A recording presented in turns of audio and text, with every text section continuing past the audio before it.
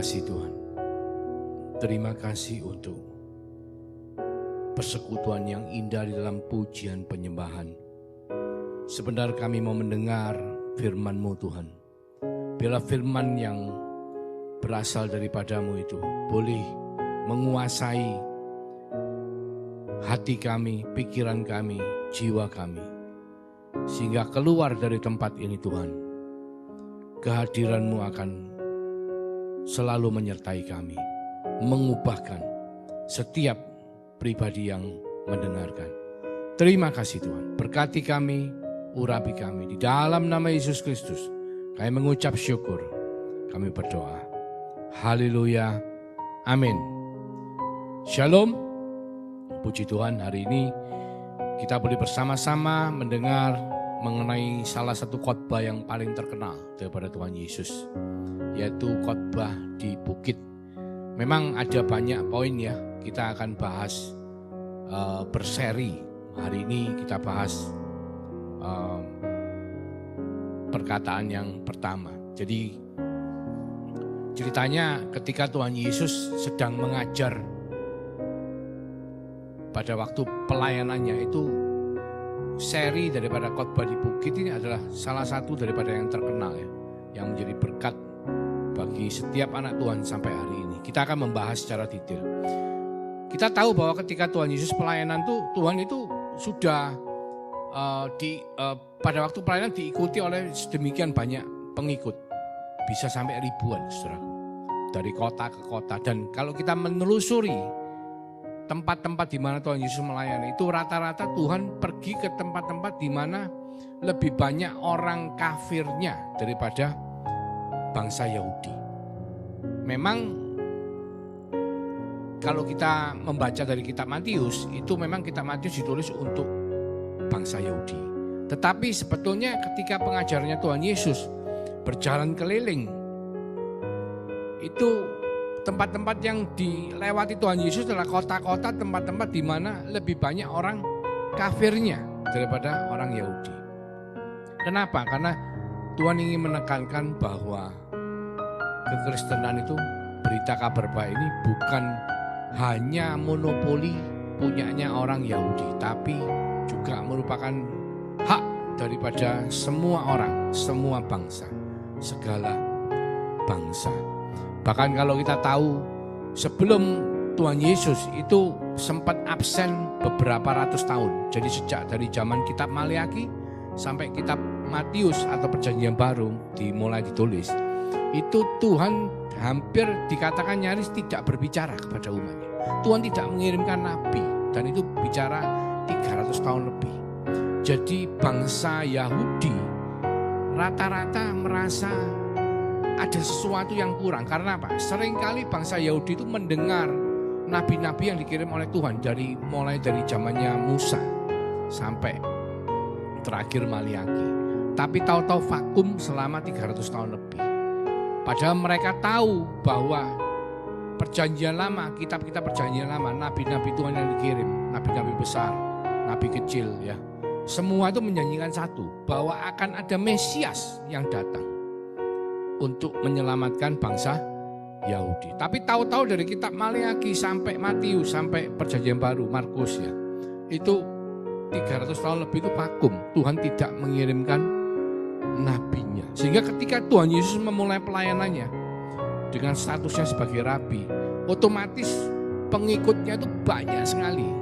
Kita bicara bahkan pada waktu diberikan 5 roti dan 2 ikan itu ada sekian ribu ya, 5.000 ya. 5.000 itu kalau laki-laki ya. Sedangkan kita kalau ngitung satu laki, kita punya istri satu sama anak satu itu 3 kali 3 berarti berapa? Ya banyak ya.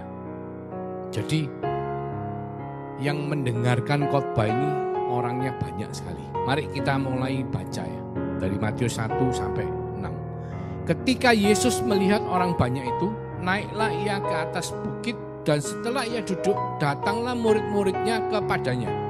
Maka katanya, berbahagialah orang yang miskin di hadapan Allah, karena mereka lah yang empunya kerajaan sorga. Berbahagialah orang yang berduka cita, karena mereka akan dihibur. Berbahagialah orang yang lemah lembut, karena mereka akan memiliki bumi. Berbahagialah orang yang lapar dan haus akan kebenaran, karena mereka akan dipuaskan. Ayat 7-12. Berbahagialah orang yang murah hatinya, karena mereka akan beroleh kemurahan. Berbahagialah orang yang suci hatinya, karena mereka akan melihat Allah. Berbahagialah orang yang membawa damai, karena mereka akan disebut anak-anak Allah. Berbahagialah orang yang dianiaya oleh sebab kebenaran, karena merekalah empunya kerajaan sorga. Berbahagialah kamu jika karena aku, kamu dicela dan dianiaya, dan kepadamu difitnahkan segala yang jahat. Bersukacita dan bergembiralah, karena upahmu besar di sorga. Sebab demikian juga telah dianiaya nabi-nabi yang sebelum kamu. Jadi kita hari ini akan membahas Matius 5 ayat 3. Yaitu berbahagialah orang yang miskin di hadapan Allah, karena merekalah yang mempunyai kerajaan sorga. Jadi kenapa sih kok paradoks banget ya, orang miskin kok dikatakan berbahagia. Jadi kita kalau lihat bahasa aslinya itu, Inggrisnya itu blessed ya. Blessed be the poor in spirit. Jadi bukan miskin dalam arti miskin secara jasmani, tapi dikatakan sini poor in spirit, contrite in spirit. Jadi orang yang rohnya itu merasa haus dan lapar, itu dikatakan berbahagialah atau diberkatilah. Karena orang yang demikian itu yang memiliki kerajaan sorga. Kenapa saudaraku? Karena pada zaman itu semua orang tahu bahwa tidak gampang untuk bisa menjadi rohani. Karena apa? Karena untuk bisa menjadi seorang rabi itu harus melalui pendidikan yang sangat sulit. Dan Bait Allah adalah tempat di mana orang-orang mendengarkan firman Tuhan, di mana orang-orang kalau yang berdosa itu datang beribadah, mempersembahkan kurban untuk diampuni dosanya. Jadi untuk seseorang bisa punya standar rohani pada zamannya Tuhan Yesus itu tidak mudah, saudaraku. Oleh karena itu orang-orang Farisi, ahli Taurat, mereka itu sangat diagungkan, ditinggikan karena dianggap apa? Dianggap sangat rohani, pakaiannya pun lain. Mereka berdoa di tengah-tengah jalan, mereka menyombongkan diri ya ketika mereka berpuasa karena mereka ingin diakui sebagai orang yang rohani. Nah, otomatis dengan kondisi seperti itu, maka apalagi untuk orang-orang yang bukan Yahudi, buat mereka itu sangat sulit untuk bisa menjadi rohani. Nah, di situ Tuhan datang, Tuhan menunjukkan kepada setiap daripada mereka yang mendengar ajarannya. Kata-kata pertama adalah diberkati orang yang betul-betul mengharapkan Tuhan. Betul-betul merasa aku ini loh, tidak ada Tuhan, tidak bisa. Jadi bukan karena kita belajar menjadi rohani, belajar teologi terus pinter teologi kita menjadi rohani, tidak. Tetapi orang yang betul-betul merasa bahwa dirinya itu memerlukan Tuhan. Poor in spirit. Selalu merasa dirinya itu ada sesuatu yang kurang. Kenapa saudaraku? Karena kita tahu di Lukas 2:52 dikatakan begini. Dan Yesus makin bertambah besar dan bertambah hikmatnya dan besarnya dan semakin dikasihi oleh Allah dan manusia. Jadi kalau kita lihat ternyata manusia itu punya 4 dimensi kehidupan, 4 aspek kehidupan.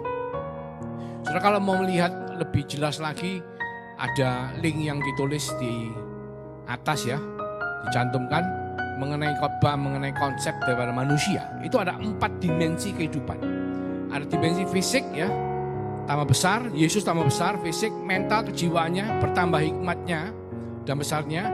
Spiritual, makin dikasih oleh Allah, hubungan dengan Allah, dan sosial, dikasih oleh manusia. Nah, di sini kita melihat bahwa Tuhan Yesus ngomong, ketika kita aspek dari sisi spiritualitasnya, kerohaniannya itu tinggi, atau orang yang merasa selalu haus, merasa kurang, mengerti bahwa ada kebutuhan spiritual, maka dia itulah yang akan memiliki kerajaan Allah.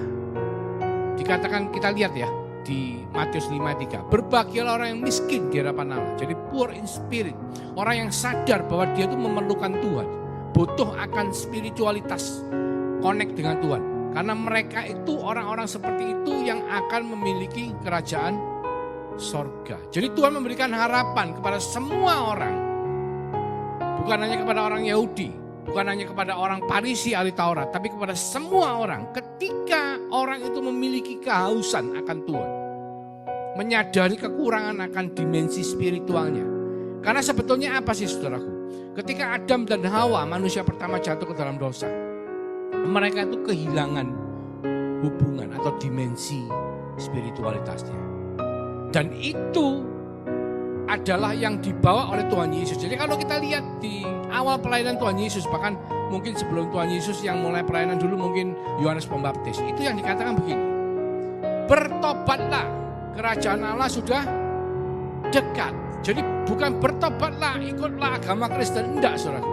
Ternyata apa? Yang ditawarkan adalah kerajaan Allah. Kenapa? Karena Adam dan Hawa ketika mereka jatuh ke dalam dosa, manusia pertama jatuh ke dalam dosa, mereka kehilangan kerajaan Allah. Dan kita akan mendapatkan kembali kerajaan Allah itu ketika kita berhubungan kembali dengan Tuhan. Makanya kalau kita baca, kita teliti, kita baca di Alkitab Perjanjian Baru, itu ada 4 jenis kasih. Dan 4 jenis kasih ini sebetulnya yang disebut di Alkitab cuma 2 ya. Tapi kalau di bahasa Yunani ternyata ada 4 jenis kasih. Kita bicara filio, eros, storge, dan agape. Saudara bisa lihat di PPT yang ditayangkan ya. Setiap kasih itu melayani dimensi daripada kehidupan manusia. Nah, yang kita bicara di Matius 5 ayat 3 ini adalah dimensi spiritual. Atau dipuaskan atau dilayani. Jadi dimensi spiritual ini dilayani oleh kasih agape. Nah, kasih agape ini adalah bukan kebetulan bahwa ini adalah merupakan hukum utama dari kitab suci. Hukum utama dari kitab suci apa? Dikatakan kasihilah. Yang pertama vertikal ya, Tuhan Allahmu dengan segenap hatimu dan dengan segenap jiwamu dan dengan segenap akal budimu dan dengan segenap kekuatanmu. Dan hukum yang kedua ialah kasihilah sesamamu, horizontal, seperti dirimu sendiri.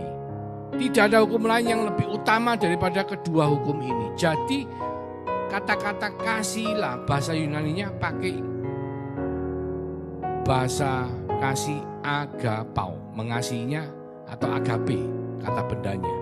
Jadi kasih yang tidak mengharapkan balasan. Kasih yang sempurna. Dan kasih itu hanya kasih yang bisa terjadi ketika kita terkoneksi dengan Tuhan. Karena apa saudaraku? Karena setiap daripada kita, karena kejatuhan manusia pertama Adam dalam dosa, kita tidak memiliki kasih agape itu. Yang punya itu cuma Tuhan. Jadi gambarannya adalah ketika bulan, sebetulnya bulan itu tidak punya sinar. Tapi bulan bisa kelihatan terang karena apa? Memantulkan sinar daripada matahari. Saudara dan saya tidak bisa mengasihi orang dengan kasih agape. Tidak bisa melakukan firman Tuhan, hukum utama Tuhan dengan mengasihi secara agape tanpa mengharapkan balasan. Tetapi ketika kasih Tuhan itu ada dalam diri kita, atau kita punya hubungan dengan Tuhan, atau kita punya roh yang haus dan lapar akan Tuhan, miskin di hadapan Allah, maka kasih Tuhan itu akan memantulkan atau membuat kita melakukan kehidupan dengan kasih agape. Dan gambarannya itu adalah jelas sekali. Jadi ketika manusia pertama mereka jatuh ke dalam dosa, mereka tidak kehilangan agama, tapi mereka kehilangan hubungan kasih. Dan karena kehilangan itu membuat mereka tidak bisa mengasihi orang lain secara agape. Ya, mereka untuk bisa mengasihi orang lain, mereka harus dipulihkan hubungannya, mengalami perjumpaan dengan kasih Bapa.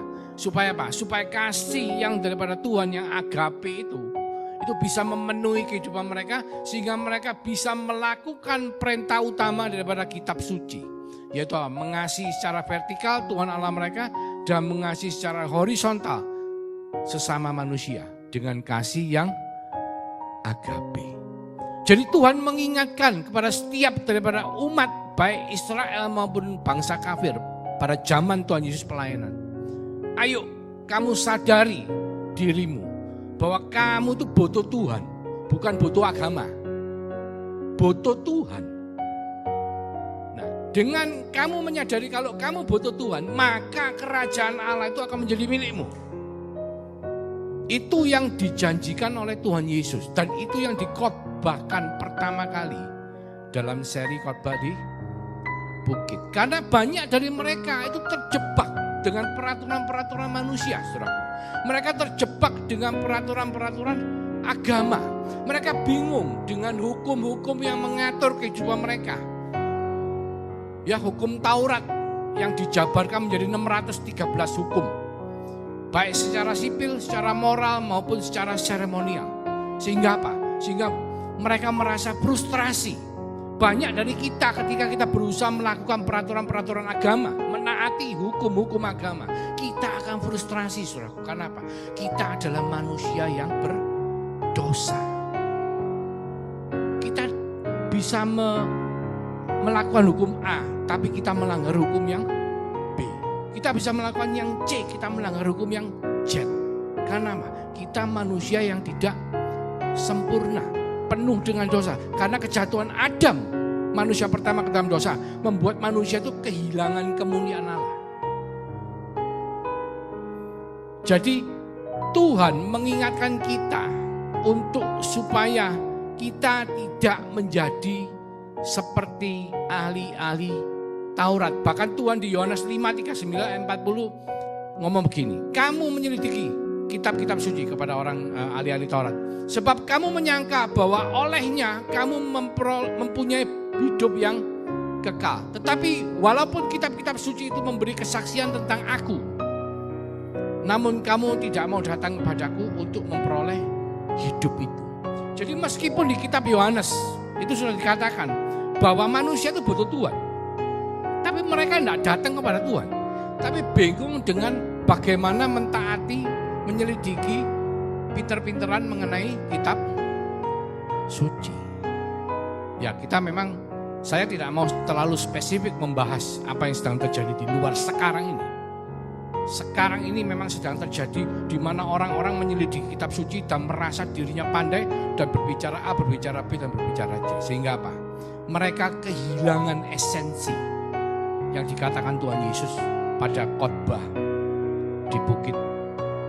Kata-kata yang pertama, bukan mengenai benar atau salah, bukan mengenai pinter atau kurang pandai, tapi ini adalah mengenai hubungan, saudara. Sebab hukum Taurat diberikan oleh Musa, tetapi kasih karunia dan kebenaran datang oleh Yesus Kristus. Jadi Yesus Kristus itu pribadi yang membawa kasih karunia dan kebenaran. Kalau Musa membawa hukum ini mengatur kehidupan manusia. Tapi kalau Yesus datang itu dengan kasih karunia dan kebenaran. Sehingga ketika kita menjadi satu dengan kasih karunia dan kebenaran itu, maka kita akan lewat.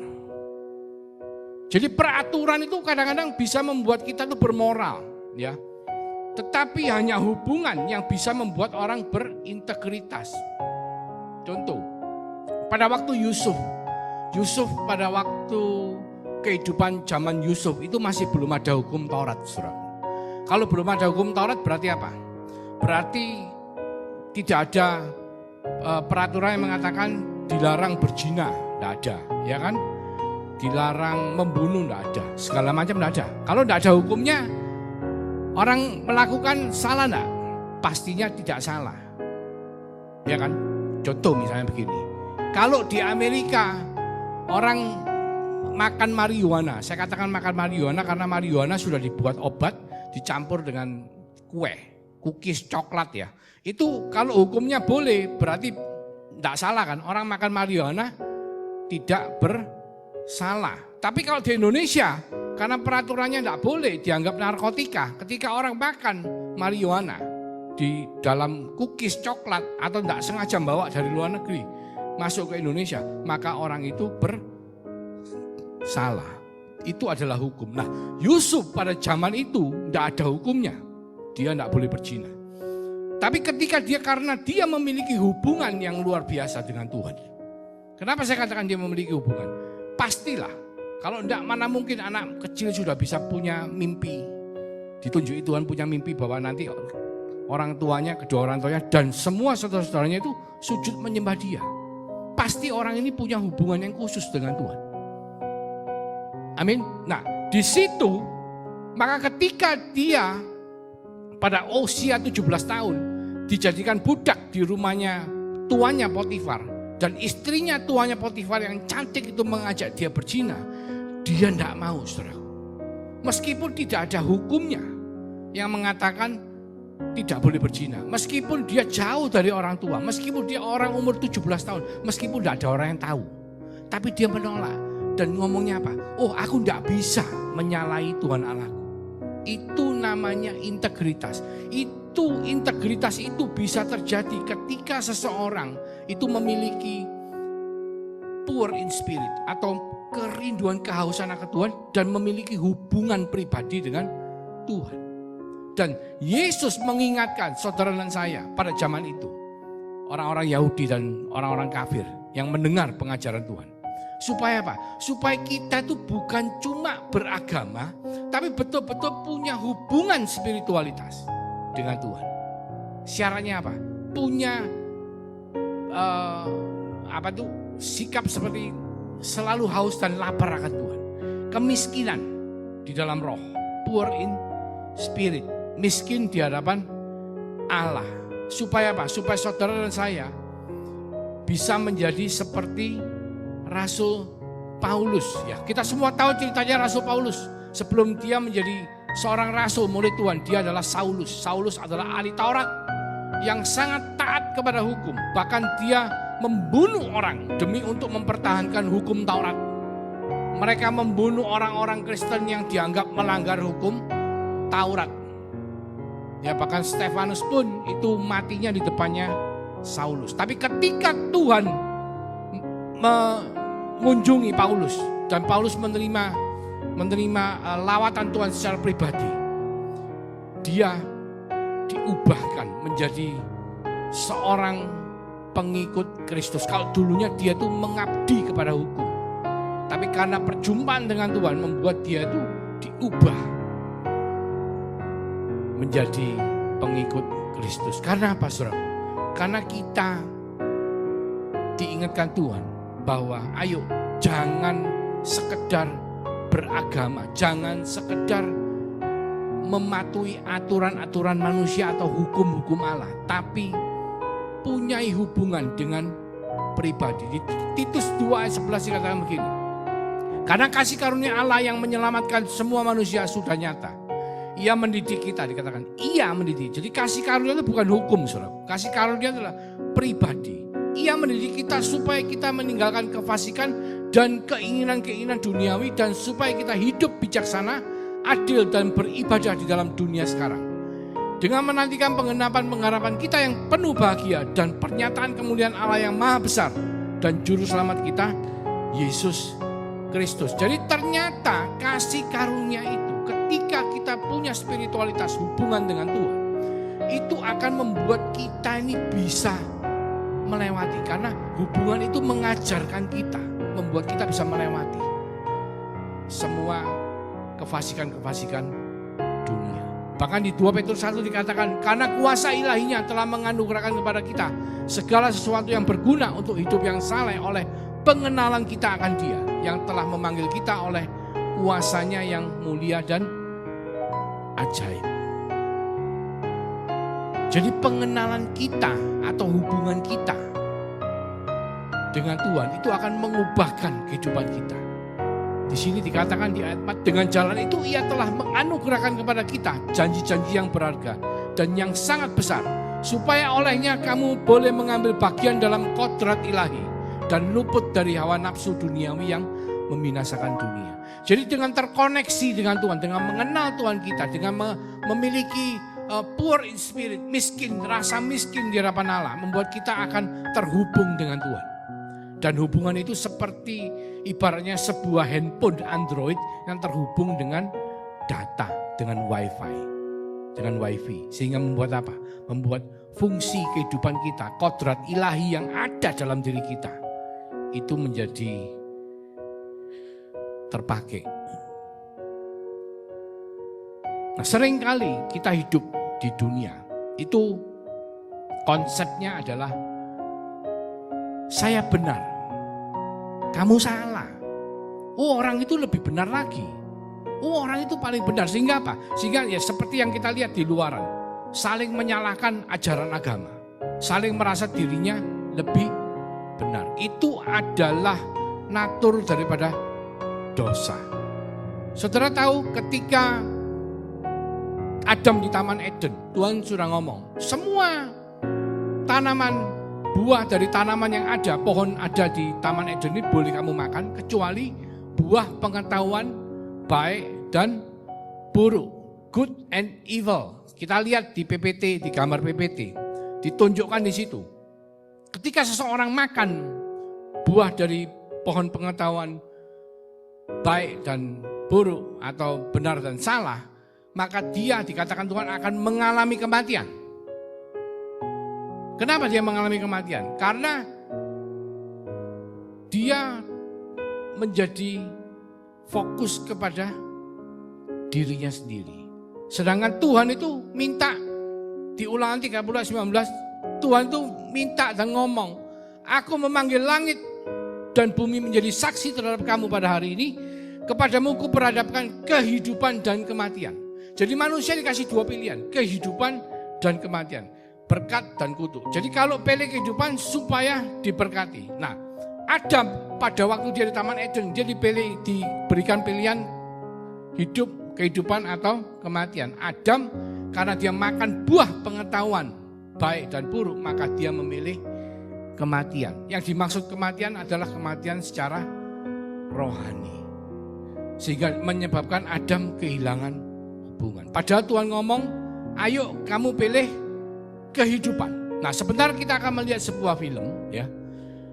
Nanti mungkin di dalam tayangan ini film tidak akan ditayangkan ya. Jadi mari kita lihat film.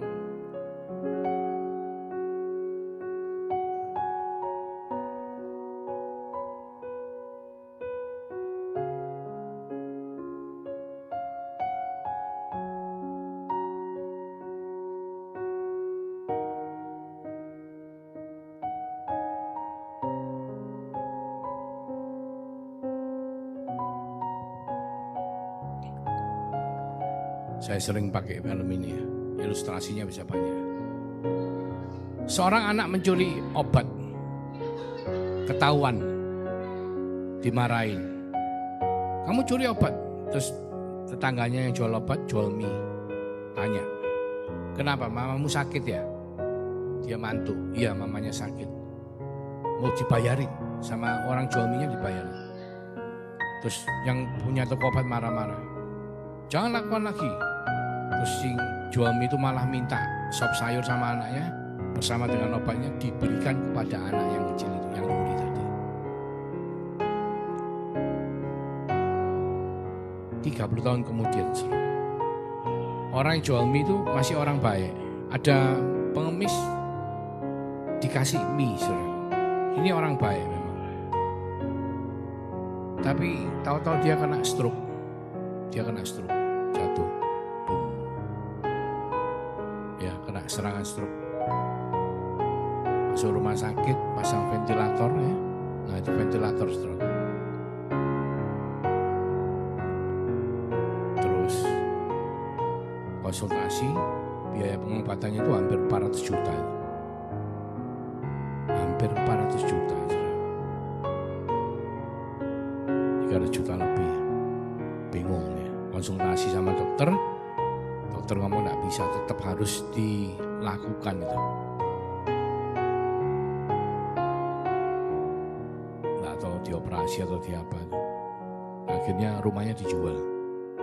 Anak perempuan sendirian, nggak punya ibu, nggak punya mama ya. Tapi waktu menjaga orang tuanya, bangun pagi tahu-tahu ada bon di sebelahnya. Bon itu tulisannya, bon pengeluaran itu ternyata sudah jadi nol. sudah dibayar 30 tahun yang lalu dengan satu emplek obat dan sebungkus sop sayur.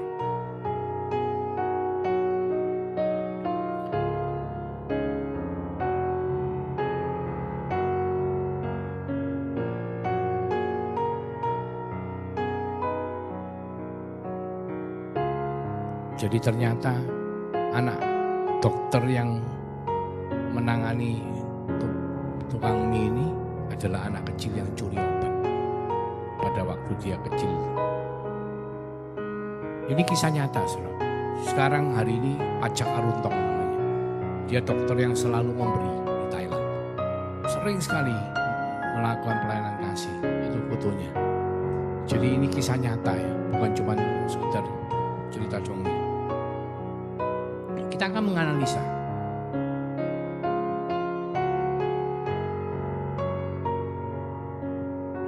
Kita akan menganalisa sebuah film ya.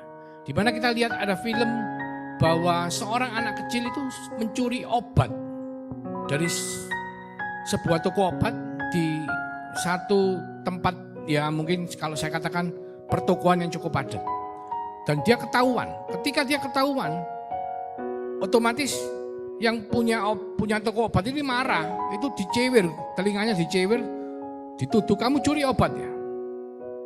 Terus mau dihakimi lah ya. Kita semua tahu kalau hari ini misalnya kejadian sesungguhnya di luar di pasar ada seorang anak kecil, mungkin anak itu sekitar usia mungkin 8 sampai 10 tahun ya. Tahu-tahu ketangkep nyuri, kira-kira apa yang kita lakukan? Sebagai orang yang melihat, pastilah kita akan ngomong begini. Oh, anak kecil sudah nyuri. Sudah, laporkan polisi saja. Cekno kapok, Cekno tidak curi lagi. Kira-kira sebagai manusia, kita responnya pasti akan seperti itu. Tetapi kita lihat di film ini bahwa ternyata apa? Ternyata tetangga dari yang jual obat ini adalah seorang tua yang jual mie, yang punya anak kecil yang sebaya. Dan dia melihat anak kecil kok curi obat, kan aneh. Anak kecil kan curi-curi duit, iya loh. Anak kecil curi-curi makanan. Enggak, ini curi obat. Dihampiri sama dia, jangan dianu. Dihampiri, ditanyai, kenapa? Mamamu sakit ya?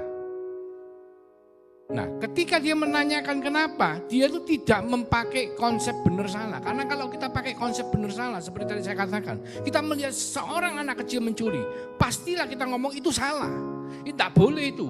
Sudah laporkan polisi, biar ketangkep, biar kapok, biar enggak nyuri lagi. Itu konsep benar dan salah. Tetapi yang jual mini, dia enggak pakai cara berpikir seperti itu. Dia mikirnya, kasihan, ini pasti apa gitu loh. Jadi dia pakai konsep hidup, itu bukan benar salah, tapi konsep kehidupan dan kematian. Pasti dia tuh butuh. Ternyata apa? Betul, mamanya sakit sehingga bukannya dilaporkan ke polisi, malah obatnya dibayarin sama orang yang jual mie. Bukan cuma dibayarin, malah dikasih makanan. Jadi yang pertama, dengan diberikan obat itu kepada anak kecil itu, berarti mamanya yang sakit bisa minum obat. Mamanya jadi hidup. Ya kan? Bukan cuma itu, saudaraku. Ternyata mamanya nyekolahkan anak itu. Anak itu bisa jadi dokter. Sehingga 30 tahun kemudian, sudah waktunya 30 tahun, ternyata orang jual mie itu kena serangan stroke. Dan karena memang orang jual mie penghasilannya tidak banyak, kalau untuk membayar biaya rumah sakit kan tidak cukup. Biaya rumah sakitnya 300 juta lebih, hampir 400 juta. Tidak cukup, tidak punya uang. Mau dijual rumah jual kan tidak gampang. Operasi kan harus langsung dilakukan. Tapi karena pada waktu dulunya 30 tahun yang lalu, tukang mie itu milih kehidupan.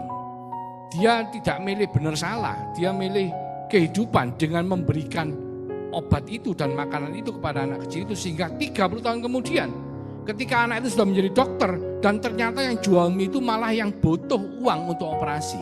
Mestinya tidak ada uang untuk operasi, mati. Tapi karena dia milih kehidupan, sehingga anak kecil yang menjadi dokter ini membayari semua biaya rumah sakit. Nah ini, melalui film ini Tuhan menunjukkan betapa ketika firman Tuhan mengatakan, kepadamu kuperhadapkan kehidupan dan kematian. Pilihlah kehidupan, maka engkau akan diberkati. Jangan seperti Adam. Adam milih kematian. Kenapa? Karena dia ngerti yang mana benar, yang mana salah. Orang yang hidupnya mengerti yang mana benar, yang mana salah. Seperti mohon maaf ahli Taurat. Oh, kalau hukumnya itu jangan membunuh, jangan berbohong, jangan berzina. Kalau berzina itu salah, dosa. Dosa upahnya maut. Nah, ketika orang pakai konsep prinsip benar dan salah,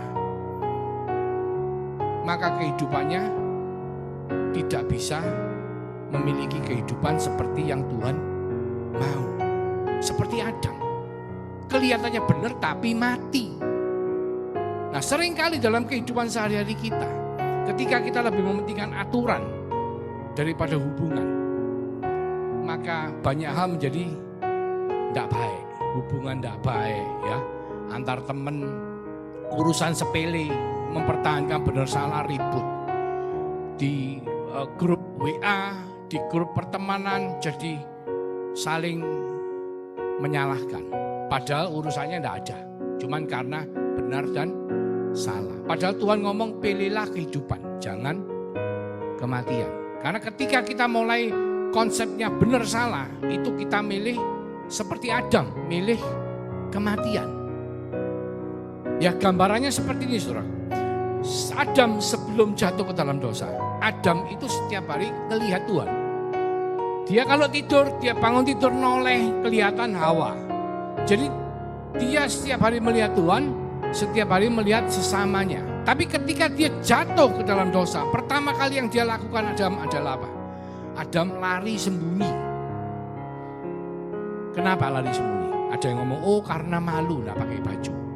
Loh kok tahu? Gak pakai baju, dari dulu memang gak pakai baju, kok baru tahu? Saat itu karena apa? Karena ketika dia jatuh ke dalam dosa, dia itu yang dulunya sebelum jatuh ke dalam dosa ngelihat Tuhan sama ngelihat sesama, dia mulai melihat dirinya sendiri. Karena dia tahu, ini gak bener ini, aku gak pakai baju. Jadi orang yang jatuh ke dalam dosa, natur daripada dosa adalah orang itu cenderung melihat kepada dirinya sendiri alias egois. Jadi ketika orang mulai mikirkan benar salah, orang itu menjadi egois. Dia merasa aku yang benar, kamu yang salah. Tidak bisa, aku tidak mau ngampuni kamu, kamu harus minta maaf dulu. Nah seringkali manusia terjebak pada dosa yang pertama, yaitu apa? Melihat kepada dirinya sendiri, yaitu milih kematian. Padahal pribadi Yesus datang, dikatakan apa? Aku membawa kehidupan yang berlimpah. Loh Tuhan datang tuh membawa kehidupan kembali. Karena apa? Adam milih kematian. Oleh karena itu perkataan pertama dari ucapan khotbah di bukit, berbahagialah mereka yang miskin di hadapan Allah, atau poor in spirit, atau orang yang menyadari bahwa hubungan dengan Tuhan, spiritualitas itu lebih penting dari segala-galanya. Karena mereka itu yang mempunyai kerajaan sorga. Karena sorga, kerajaan sorga itu dihilangkan oleh Adam dari hubungan manusia ketika Adam memilih kematian di Taman Eden. Dan Yesus datang membawa kehidupan supaya saudara dan saya yang mau memilih kehidupan dengan punya poor in spirit atau miskin, rasa miskin di hadapan Allah, maka kerajaan Allah itu akan menjadi bagian daripada kita. Dan saudara, tidak ada satupun yang bisa menggantikan kasih Allah dalam kehidupan manusia. Kita akan melihat film lagi. Film ini merupakan gambaran dari bagaimana kasih daripada Allah itu tidak bisa digantikan oleh apapun.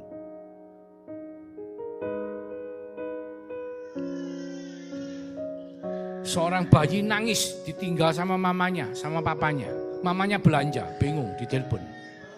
Mah nangis mah, ya apa mah?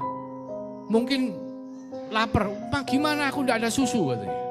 Terus akhirnya ditunjukkan mainan game. Tung tak gitu. Tetap nangis terus, tambah kenceng nangisnya. diajak mainan. Ditunjukkan mamanya.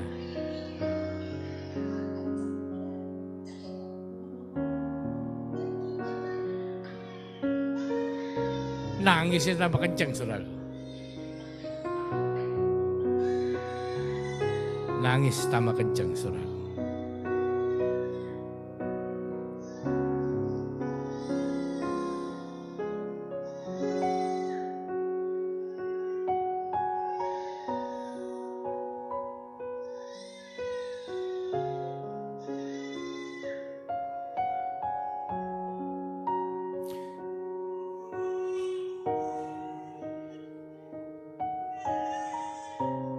Langsung diam, saudara.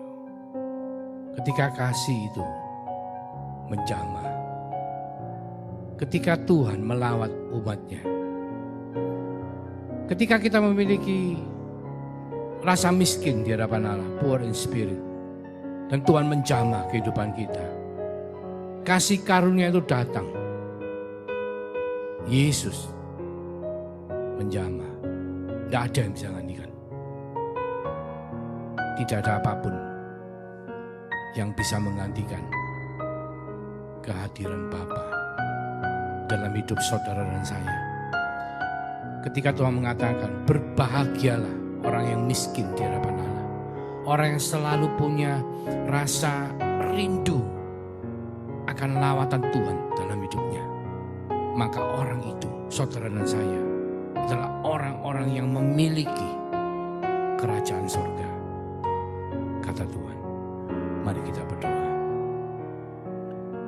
Terima kasih Tuhan Yesus untuk kasih karunia anugerah-Mu, untuk firman-Mu, di mana kami boleh mengerti bagian dari khotbah di bukit, di mana Engkau mengingatkan setiap daripada kami, supaya kami punya rasa miskin di hadapan Engkau, atau haus dan lapar akan kehadiran-Mu dalam hidup kami. Karena kami tahu kami butuh hubungan Tuhan. Bukan cuman sekedar hukum untuk kami patuhi, tapi kami butuh pribadi. Hubungan dengan pribadi yang selalu menyertai kami, mengurapi kami, melindungi kami. Dan hanya dengan itu maka Engkau bisa memuaskan setiap daripada kami dengan memberikan kerajaan-Mu itu menjadi bagian yang terpenting dalam hidup kami. Di mana Engkau telah memberkati kami untuk hidup menjadi berkat. Mulai dari sekarang Tuhan, sampai Engkau datang ke doanya, bahkan sampai Maranatha. Terima kasih Tuhan Yesus. Di dalam nama Yesus Kristus kami mengucap syukur, kami berdoa. Amin. Tuhan Yesus.